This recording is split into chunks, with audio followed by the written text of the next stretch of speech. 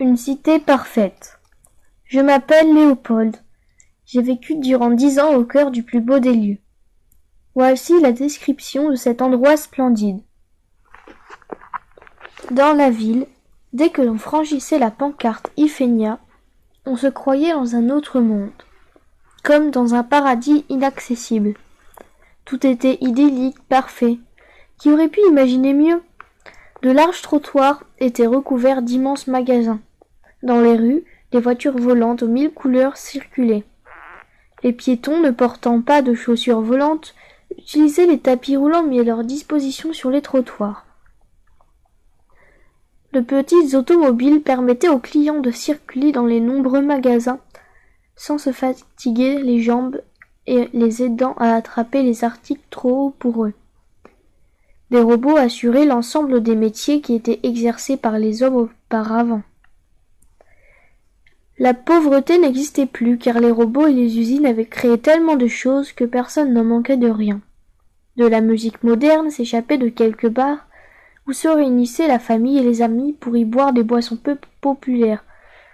Sans alcool, tout le monde riait aux éclats grâce à la bonne ambiance des bars. De grands écrans plats accrochés sur les façades diffusaient toutes sortes d'informations et de publicités.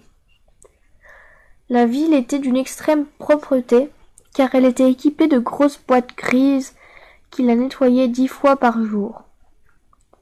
La cité était accueillante et chaleureuse. De magnifiques avenues menaient à de merveilleux espaces verts.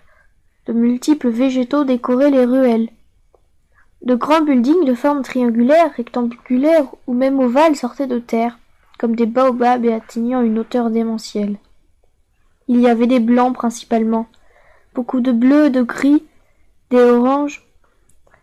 Les fenêtres, quant à elles, ne se voyaient que de l'intérieur des habitats. Vues de dehors, on les confondait avec les murs blancs. À l'intérieur, on trouvait de petites cascades et des aquariums qui remplaçaient les murs. Les portes des maisons s'ouvraient automatiquement, soit grâce aux empreintes digitales, soit grâce à un détecteur capable de reconnaître les propriétaires de la maison. Dans chaque maison, des canapés et des sofas étaient installés dans une réplique de forêt tropicale. Les meubles étaient en fer, blanc et en bois. Les fauteuils étaient en mousse rouge capitonnée. Tout était stylé et luxueux.